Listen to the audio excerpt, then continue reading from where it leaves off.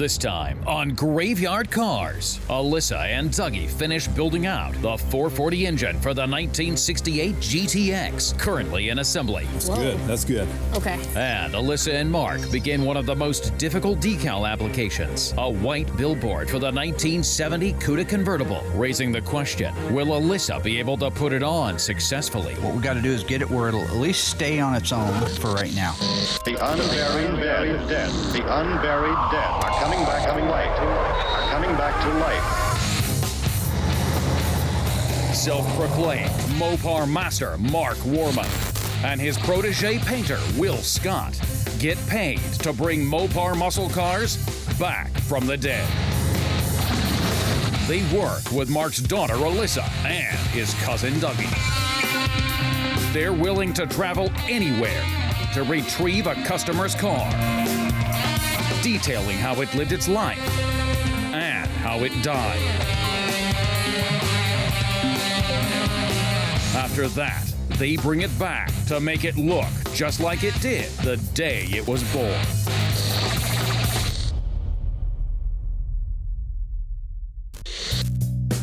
A few weeks ago, Cousin Dougie and Alyssa built out the 440 for the 1969 GTX. Now they're finishing the assembly to get it ready for its first fire-up.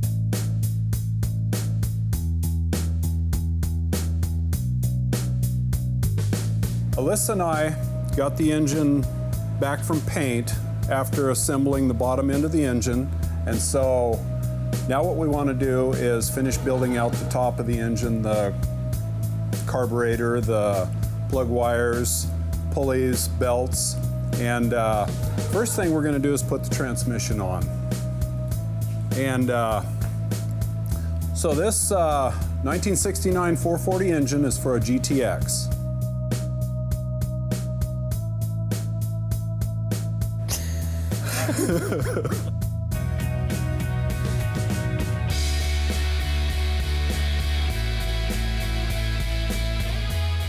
We have a dowel pin right here. Yep, and that's gonna go in this reservoir? Correct.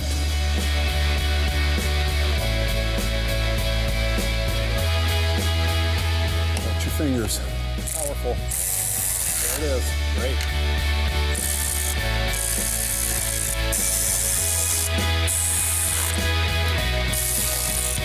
Good. That's good. Okay. Real easy on that one. Okay. This one real easy? Yep. Good enough. Oh, look crazy there at the end. Yeah, they're powerful, huh? So now All we done have with to. that. Now what? Now we have to line up the torque converter and the flex plate inside here. From this side at least. Okay, so inside the transmission here is the torque converter and the flex plate that mounts it to the crankshaft in the engine. So right in here is where we bolt the two together. I have to put 4 screws in here. Beautiful. Okay.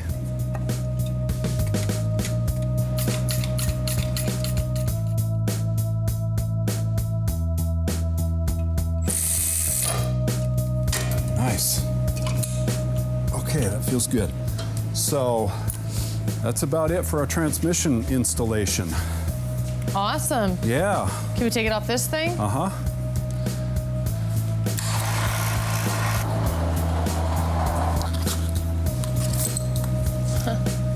I can put a starter on now into the transmission first on the bottom in the lower hole.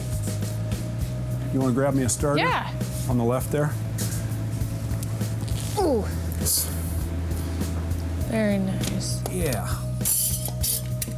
Okay. And then the screw goes in the top to hold the starter in place. All right. There we go. Are we getting close to being done? I feel like we were like moving so quick. It's been so easy so far. We're doing pretty good. Okay. We're getting ready to get started. It looks like it's almost together. What do you mean? No pun intended, right? Okay, so now we can build out the top of the engine. Okay, how hard can and the that front. be? It's gonna be easy. Okay. Right? Good, yeah, I like that. Okay. Okay, So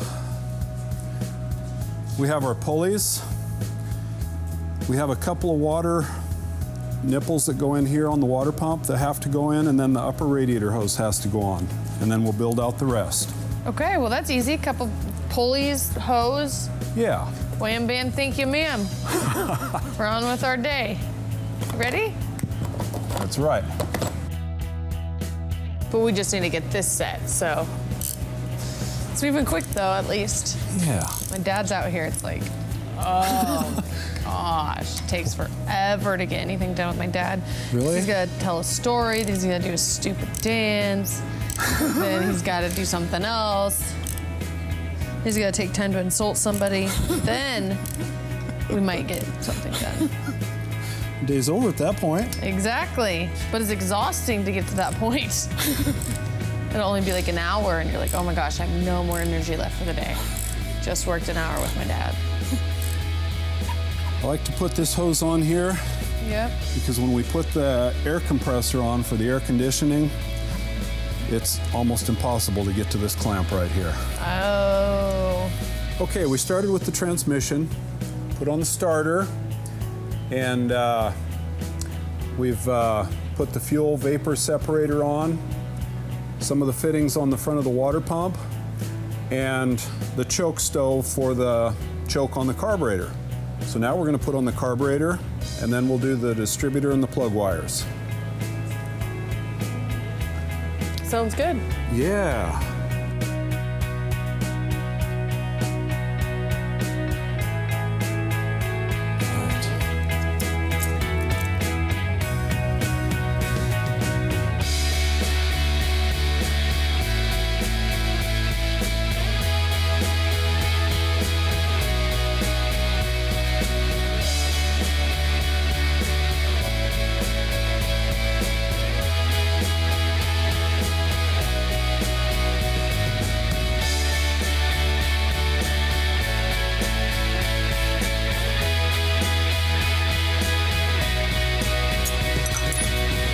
Yeah, that's perfect.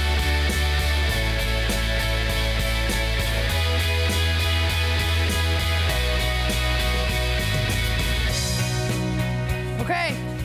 I'm scared to Okay. ask, but What? You want to take a break? how's it going? We're doing good. Doing we're doing good? Yeah, we're doing great. Are we done? Oh, we did a lot today. We've got this engine just about finished. We got a few more details to go, but Surprised to hear you say that, because usually when I'm asking you how close we are to being finished, you tell me, we're getting there. we're getting there. We're getting there. So actually, I think we're the dream team. This went so smooth. It was a lot of fun. There was no craziness. And we got a ton done. Like, my dad's gonna be super impressed about the amount of work we've gotten done. in He'll such a give us twice this tomorrow, right? Oh gosh, we shouldn't have done this. And we should have continued playing stupid, like we can only get so much done in a day. But no, it went great and it was awesome, and I'm looking forward to working with you again. Thank you, Alyssa. Same here. All right. Very good.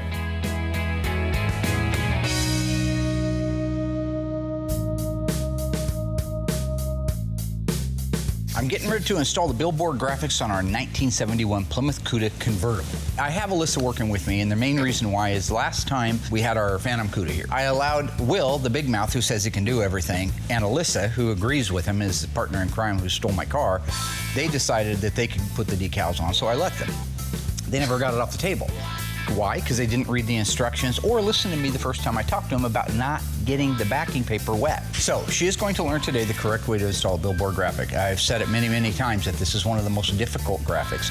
It may not be the most, but I believe it's in the top 3 of the most difficult graphics to do. There's a lot of things that have to be considered when you're putting this decal on. So the first thing we're going to start with is just setting the decal up there, seeing where everything lines up at before we get it wet, before we start just taking the backing paper off. So the first thing we're going to do is set our graphic up on there. Now, you never want to put a graphic on paint with the backing paper without making sure that this is clean and the backing paper is clean. Otherwise, you put a little scratch in there or a dirt nib falls off on there, and then you have one of your graphics. So Okay. you just want to tack cloth it down. the area where it's going to be going. Okay.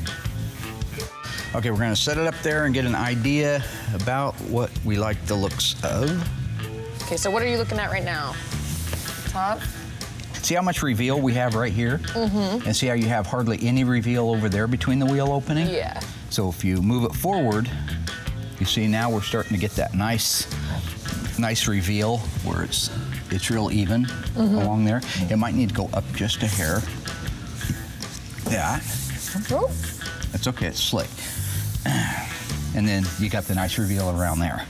And now then, again, we're just dry fitting everything, just making sure. At the back here, you never want to be over the edge. The manufacturer was never over the edge. You can be as close as you want to it back here, but you can't be over the edge. okay. So we know that it's going to fit. We know that we have a plan of attack. Go ahead. Do you look at the body lines right here? I mean, is there a certain amount of space before, or you just mostly pay attention to the body line? The reveal up here is going to tell you. Okay. This is not shaped exactly like the quarter. People want to think it is. It's not. All right? Okay. So once we get the backing paper off and it's wet and we can move it around, we're going to have to check it against this style line right here. Check it on the length of the door. Check it back here at the rear body panel opening. There's a lot of stuff that have to be intersected, but you can't really do it with all the backing paper on right now. You can't see it. And even if you did, you'd lose your mark. Okay. Okay. All right, so now we're able to take this off and we can go ahead and I'm gonna get the panel wet.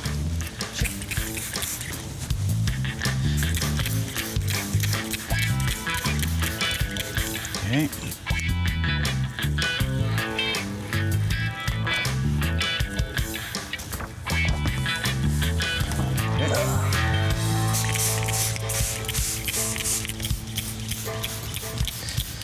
All right, lay that thing up there like that.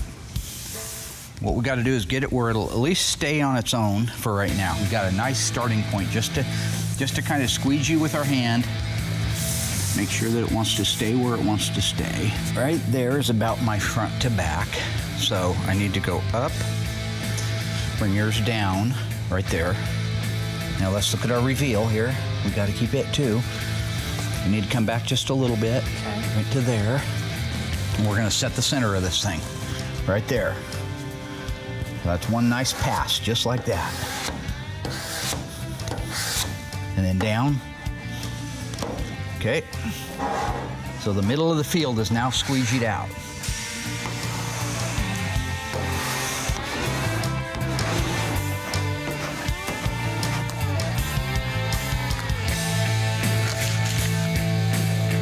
Boy, there's not one bubble.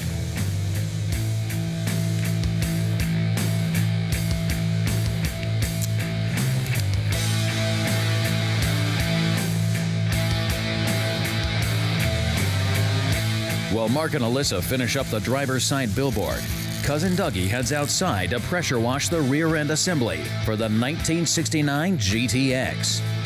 The same car whose 440 engine was just built out by he and Alyssa.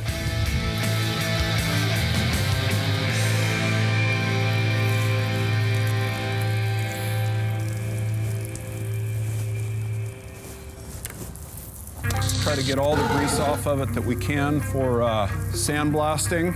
Up next, Cousin Dougie begins the disassembly of the 1968 GTX Dana rear end. Hit it with some hot water and try to get all the grease off and get it as clean as I can. And Mark and Alyssa continue the application of one of the most difficult decals in the history of Mopar. Wait. You're supposed to be letting me do all this. Is my turn.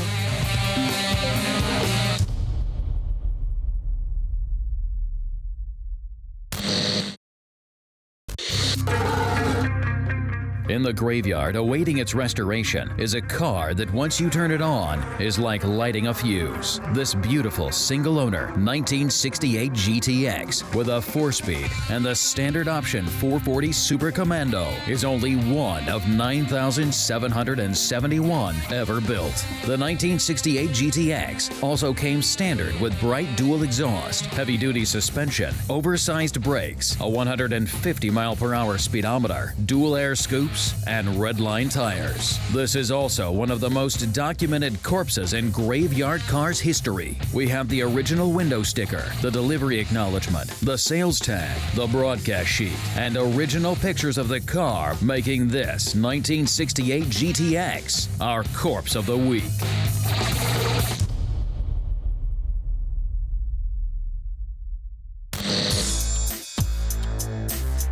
Now that the 1969 GTX's engine is built out and ready for its first fire-up, Cousin Dougie moves the car's rear-end assembly outside to clean it up with the Aladdin pressure washer. After that, it's on to the disassembly. Right now I'm pre-spraying this differential housing for pressure washing. Try to get all the grease off of it that we can for sandblasting. So I'm gonna hit it with some hot water and try to get all the grease off and get it as clean as I can for disassembly. This rear end will be for a GTX, 69 GTX for West, yeah, 69 GTX, yeah, be a pretty car. So I'm gonna give it one good hot water wash.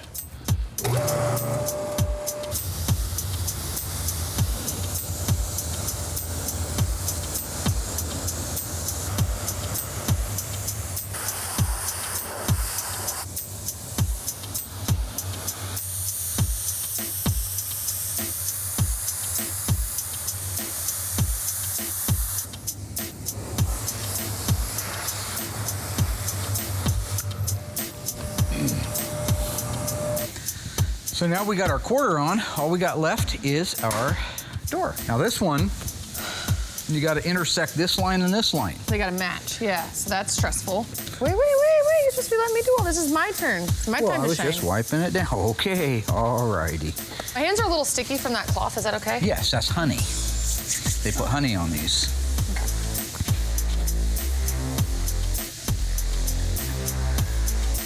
Is that gonna go all the way back? Where does the 340 go? I have no information.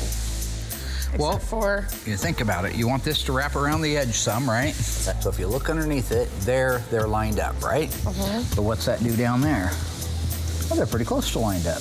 Very good. All right. So I'm gonna let down the door. Just sporadic like that, so there's dry spots in there, so the sticker will. You're gonna smear it? Yes. All right, slop it. Now careful when you get to the lettering, because sometimes letterings sticks. Yeah, sometimes they fall behind on stuff. Looks good so far. Good, good, good. Okay, go ahead and lose that and spray this down.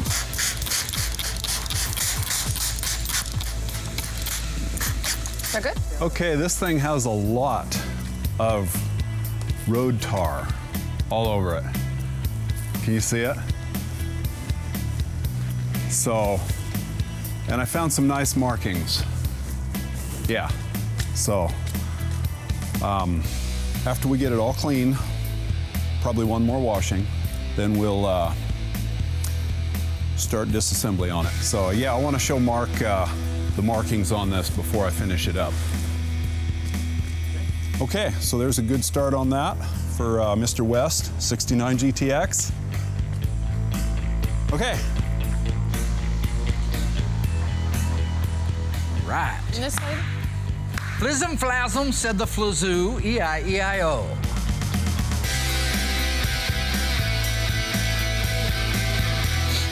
Not bad, not bad. Same amount of overhang on each one. So it looks like it's lined up down here, but then up here. Yeah, sometimes you have to trim the bottoms depending on the trajectory, but you're getting an awful lot of overhang right now. Okay. So you pull it back and you lose some of that overhang, see? Okay, I see. So line up your top one, because that's the one, that's the money shot, right? Right there. Yeah, and then make sure the bottom one has the exact same reveal to it. What I'm working on right now is an 8 3/4 rear end for West GTX, and I'm going to do a disassembly. So I'm going to start by trying to get the shock plates off here. They're really rusty. Hopefully they come loose. If they don't, I may have to cut them off there. So let's give it a try. Got the big guns for this one.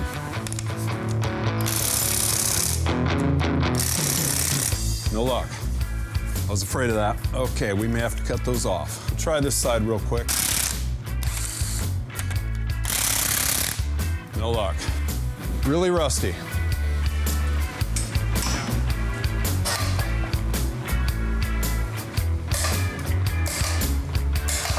Okay, we're gonna have to do this the hard way. I'm gonna cut the U-bolts in half.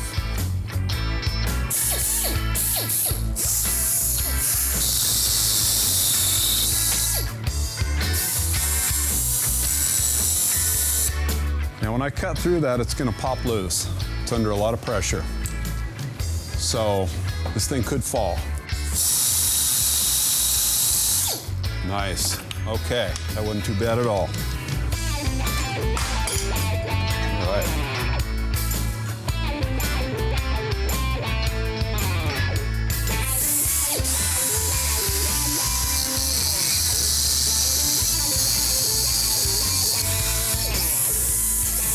Okay, I'm gonna give this one a little tap, see if it breaks loose. Yep.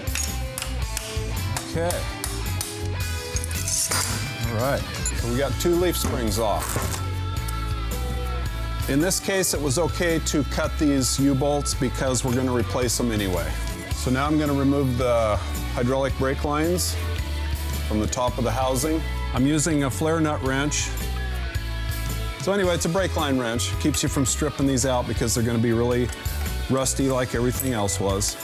So anyway, we're gonna get the brake lines coming out of here, out of the wheel cylinder, which is inside the brake drum. This is where you bleed your brakes from, the bleeder valve right here. Okay, got that one out. Go ahead and undo the other side. Okay. This is the bracket that attaches the brake hose to the body underneath the rear seat of the car. So this is a brake line distribution block where all the brake lines go together on top of the housing here. A differential breather for the gear oil in the differential housing to breathe.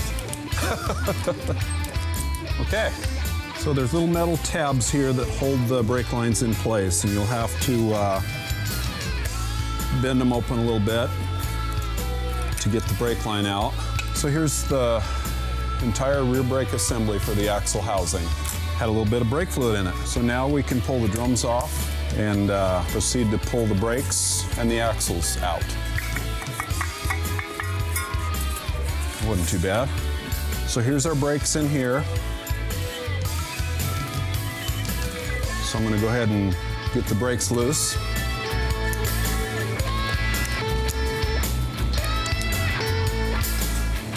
Little springs. Got a spring tool here that makes removing the upper springs a lot easier. Put it in there, hook it under the spring, twist it in a half circle, pulls the springs off. We learned in our Corpse of the Week that 9,771 1968 GTXs were shipped with a 4-speed 440 Super Commando. How many 1968 GTX hardtops were built with a 426 Hemi? Was it 670, 120, 410? Find out after the break.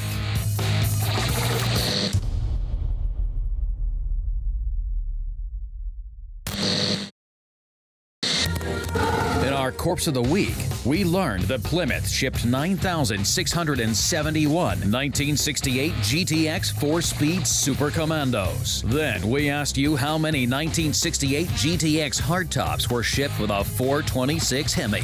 Think you know? If you said 410, you were right. And they also win for the Hemi 1968 GTX Convertible, with only 4 ever sold.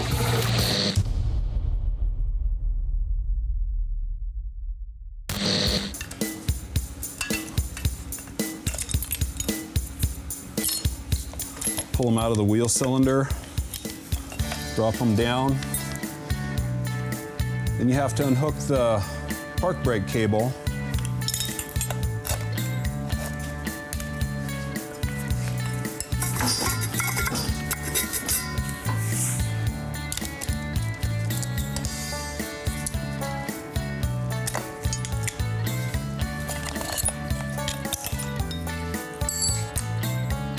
Okay.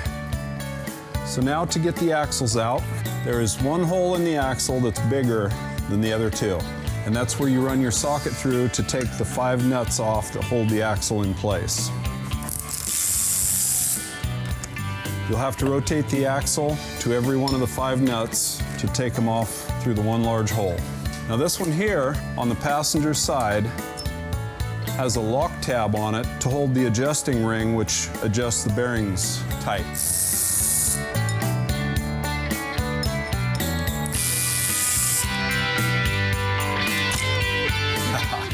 I love it. Okay, there's going to be some gear oil on this. So there's your passenger side axle, the bearing, and the adjuster. The adjusting ring is right here with all the fingers sticking out on it to adjust the bearing tension on the passenger side only. So a little bit earlier, my dad and I put our Billboard stripe on our 1971 Cuda, the in violet, gorgeous car. And now I'm gonna try to put our Billboard stripe on the passenger side. When he shows up, I think that he went to the gym or something, but when he gets back, he'll sit back and I will give him a tutorial on how to put the Billboard stripe on.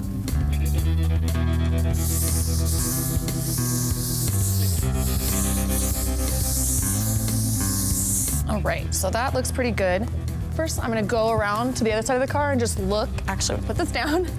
I'm gonna look at the reveal around the molding, around the wheel opening molding.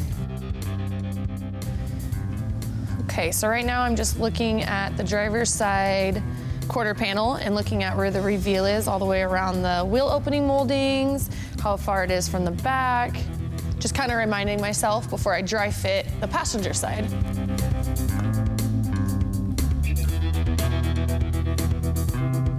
Well, if it isn't the creeps. Hi, camera creeps.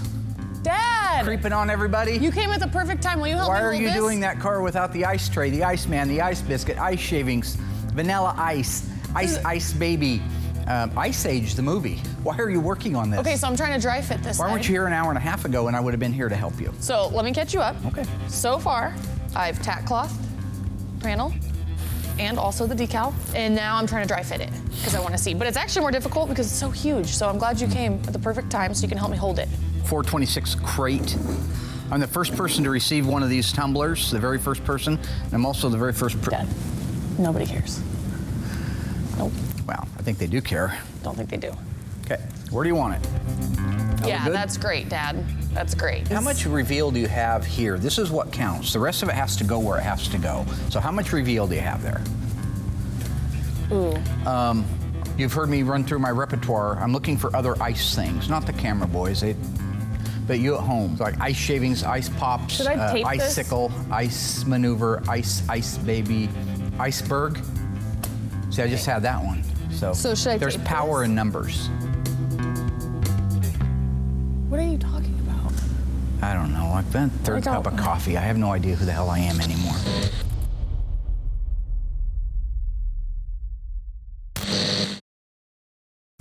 Okay.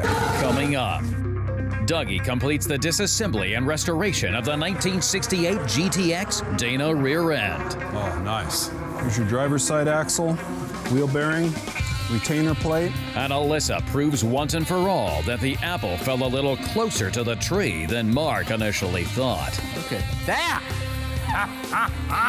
That's what you call the flizzin' flazzin' flizzin'. I did that. It's amazing.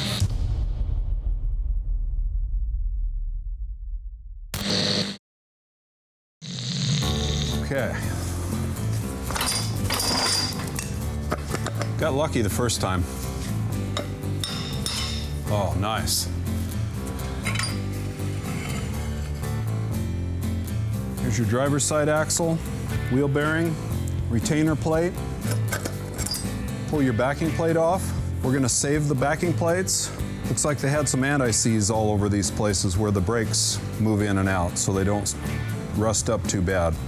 So here's your wheel cylinder, your park brake cable, and here's the back of it, kind of rusty from exposure over the years to water. So we're gonna clean this all up and repaint it, make it look new again.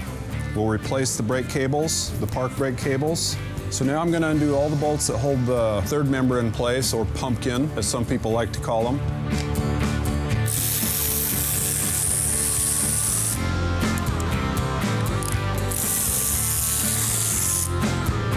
It's pretty nice working in the shop like this. We have an overhead hoist, and I'm going to put a little bit of pressure on it to try to lift it up out of there.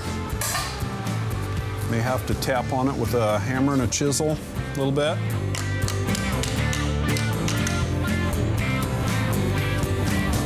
Maybe I won't need the chisel.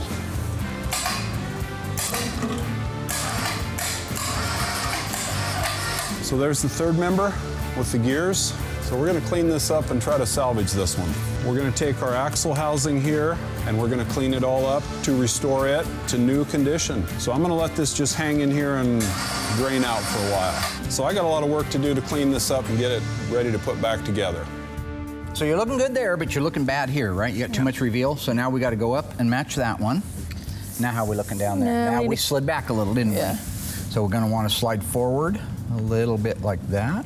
Okay. Looking better? Okay. Okay. Well, if you're looking for me, I'll be on my stool having some coffee. Who took my coffee?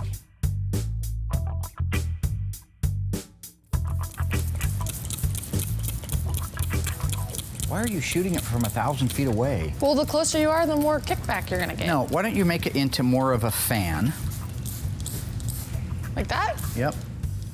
So what do you want to do here? This is your call, Chiefers. you the man. Okay, so now we're gonna take we're gonna separate the ice girl, the ice the pick. decal. Okay. So like this. Yeah. Yeah? Yep. How it's supposed to look? Looks good. What would you do without me? I'm gonna go down to all the way. Okay, down wait, here. now I gotta spray it. So now we're gonna spray our decal down, just in case we drop this side. Yep. Be safe. Load that mother bear. Why'd you spray me purposely? I did it. I'll show you. Okay, turn around. Purposely is. Alrighty. Yeah, what do you think, Chiefers? No, I don't think yet. You don't think right. Does it need to go up a little bit? This reveal look kind of skinny. It's like right on the edge. Looks pretty good. Okay. There's a lot of air. Beautiful.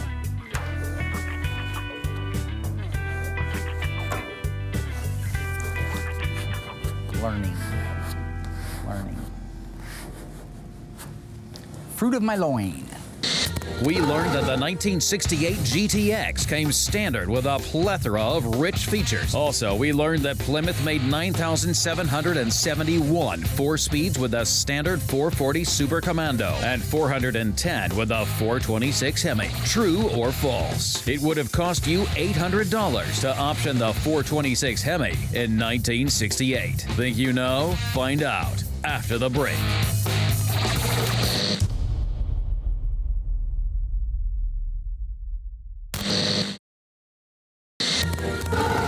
We know that the 1968 GTX came standard with a plethora of luxurious features. We've claimed that to upgrade from a 440 Super Commando to a 426, it would have cost you $800. That is false. In 1968, that option was just $604.25. And if you wanted to look extra cool, you could throw in tinted windows for just $39.40.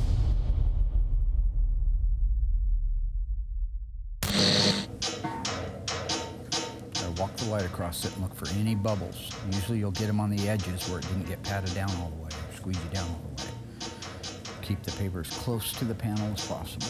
You don't have any rings on, right? No. Okay.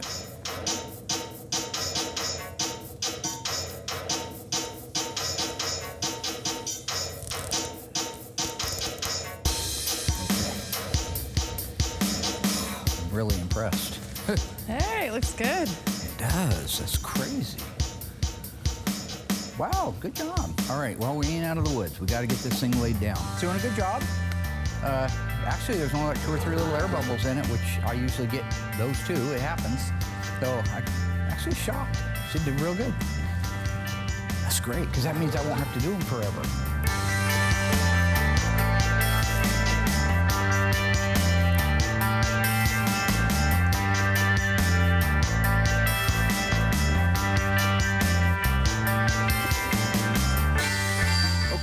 So I have the rear end taken apart for the 69 GTX, and I have some parts ready for sandblasting, and I'm going to go ahead and throw them in the Convertible blasting machine and clean them up and get them ready for restoration.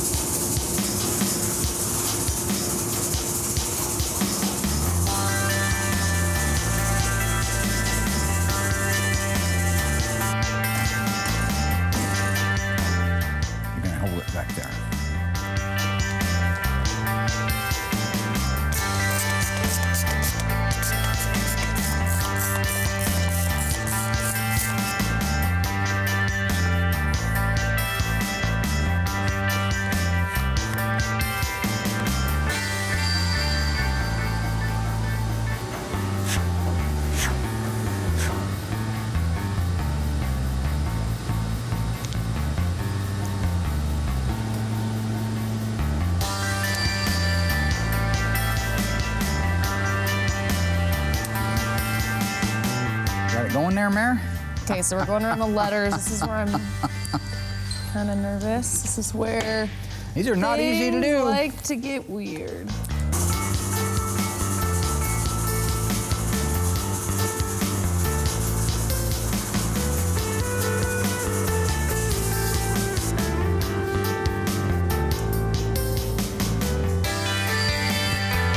Okay, so I finished sandblasting the parts, and I'm going to pull them out of the Clemco cabinet here and see how good they look. They're ready for paint.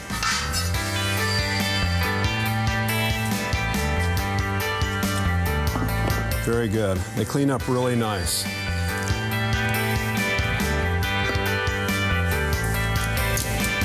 Okay, so I'll wheel them back in the shop and get them ready for paint.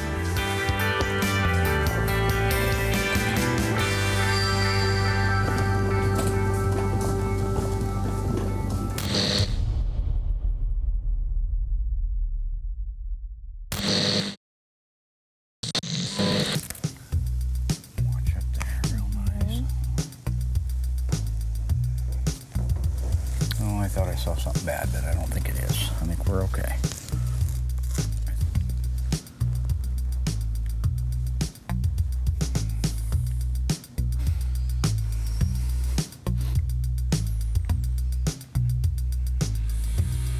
Not bad. Got it off the table this time. So. Yeah, it's a miracle. Hey, I think I did a little better without Will's help. Look at that. Ha, ha, ha. That's what you call the fliz and flaz and flazoo. I did that. It's amazing. I feel good about it. Ow, jeez. It went really good. And my dad was really fun to work with, which is Yeah, I'm winding, crazy. I'm winding down You know, a it little only took now. like 5 seasons for us to like be able to get somewhere.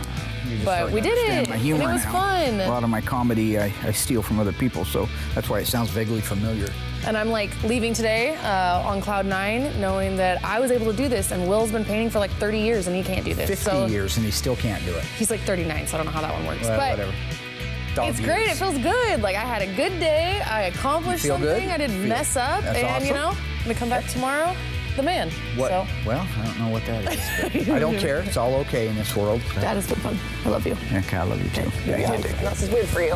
There you go. That's okay. The old man. All right, thank you. Kinda. I'm back. Fruit of my loin.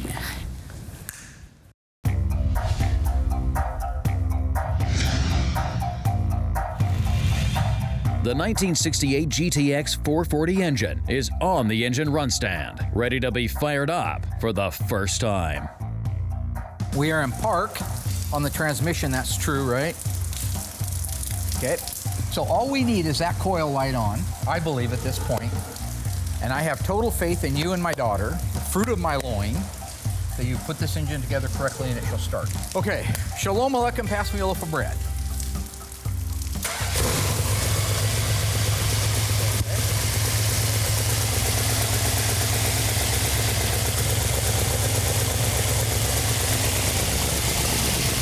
You know the valve's getting quiet? Pumped up? Yeah. That sounds good. Yeah, it does.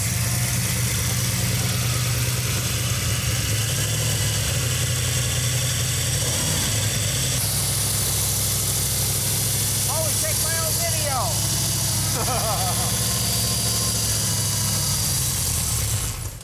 Just ran out of gas. Why'd you let it run out of gas, Dougie? I don't know. You know, I never understood why you only put 1 ounce in there. Should we add some? Yeah, we could add some gas to it. Yeah. Just saying, the head injury is nothing to take lightly. If you think you have a bad head injury, you shouldn't lay down and take a nap. Okay, Rooster, are we full? Or at least would you put 2 more ounces in there? 2 more ounces. I think we ought to try it with 2 more ounces. Still Ready? warm from the last time it ran. Sure, I'm ready. Heck yes, I'm ready. We have lights. We got lights, that's a good thing. We have coil. Why don't you push that little black button? This one here. Yeah. No, the other little This one black right button. here. Now push the button. Okay. It's okay. It's got to get some gas up in there. Probably take a second since it ran out, since you only put 1 ounce in it to begin with.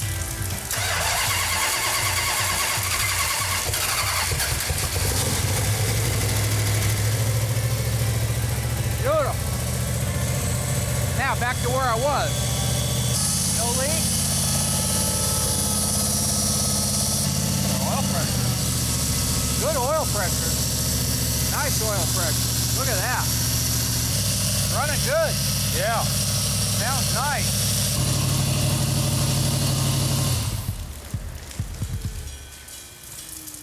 Runs good, huh? Got a Yes. little bit of a water leak. Everything on the test worked great. Engine runs good. We shut it down because we have a little bit of a water leak. Right here, this rear stud that holds the exhaust manifold on, it goes into a water jacket. And we seal them, but you know, things can happen. And so we're gonna have to take that stud back out and reseal it and put it back in again. But other than that, this thing is gold. We can go ahead and load it into the car, get it all married back together again, and start bolting that car together. That sounded really good. Sure did. Yeah. Rock and roll, huh? Dougie said that he used to drive around in a 70 Dodge Charger, and Doug says that when they drove that around, he could do wheelies with it. Well, I said, well, I don't think he could. In second gear. I don't think it could at all, though. That is the problem. In other words, the front end came up a little bit when he stepped on it. But in his mind, he was doing a wheelie. Uh-huh. And on that note, Sometimes you feel like a nut. most of the time. Sometimes you don't. All right, that's a wrap. Thank you, Mark. You're welcome, Dougie.